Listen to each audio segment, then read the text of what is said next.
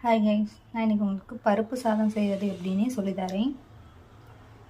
ஒரு கிளாஸ் அரிசிக்கு அரை கிளாஸ் சிறுபீத்தம் பருப்பு எடுத்திருக்கேன். இதை நல்லா வாஷ் பண்ணணும். எப்போவும் நீங்கள் அரிசிக்கு எவ்வளோ தண்ணி ஊற்றுவீங்களோ அது கூட 2 கப் தண்ணி எக்ஸ்ட்ரா ஊற்றிக்கோங்க. நான் இப்போ மட்டா ரைஸ் எடுத்துருந்தேன்னா நான் 3 கிளாஸ் தண்ணி ஊற்றுவேன் ஒரு கப்புக்கு. அதனால் நான் இப்போது 5 கப்பு தண்ணி ஊற்றிருக்கேன். நீங்கள் என்ன அரிசிக்கு எடுத்துருக்குறீங்களோ அதுக்கேற்ற மாதிரி எப்பவும் ஊற்றுறது வரைக்கும் 2 கிளாஸ் தண்ணி எக்ஸ்ட்ரா ஊற்றுங்க. இது கூடவே நம்ம ஒரு கை இப்படி தேங்காவை மிக்ஸி ஜாரில் அரைச்சி இது கூட சேர்த்துடலாம். இது கூட நம்ம கொஞ்சமாக மஞ்சள் தூள் ஆட் பண்ணிக்கலாம்.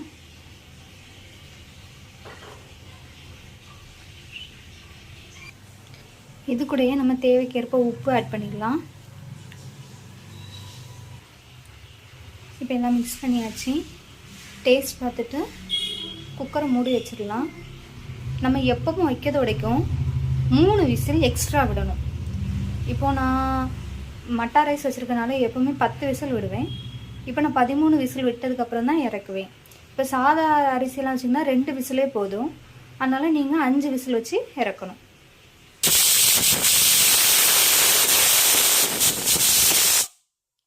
விசிலெல்லாம் விட்டாச்சு, அதனால் நான் இதை இறக்குறேன்.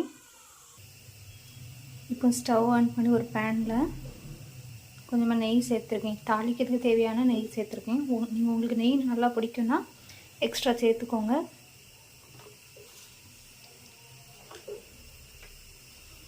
நெய் நல்லா ஹீட் ஆனால் கடுகு போட்டுக்கலாம்.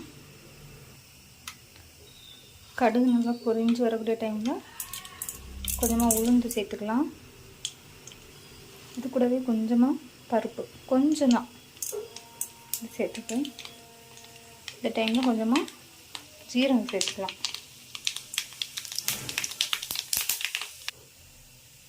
இந்த டைமில் ஒரு 6 பல் பூடு தட்டி வச்சுருக்கேன்.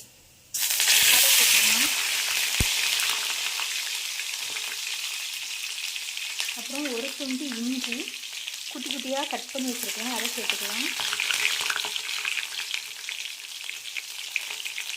ஒரு கொத்து கருவேப்பிலை சேர்த்துக்கலாம். 2 பச்சை மிளகாய் சேர்த்துக்கலாம்.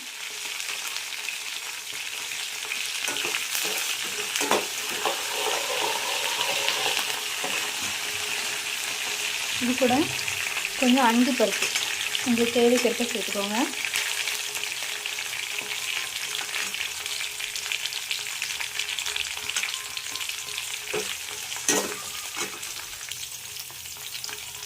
அண்டிப்பருப்பு சேர்த்த உடனே காயத்தூள் கொஞ்சமாக,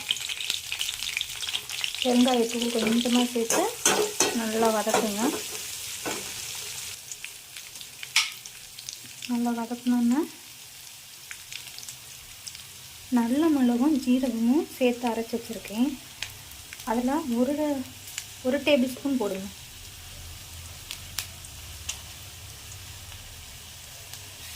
நல்ல மிளகும் ஜீரகமும் சேர்த்து அரைச்சி பொடி போட்டதுக்கப்புறமா கொஞ்சமாக முழு நல்ல மிளகு போட்டு நல்லா இந்த மாதிரி கலர் மாறும். இந்த மாதிரி நல்லா ப்ரௌன் கலர் வந்தோன்னா அடுப்பு ஆஃப் பண்ணிடலாம்.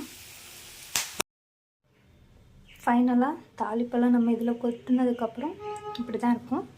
இப்போ நம்ம இதை சர்வ் பண்ணலாம். பாய்.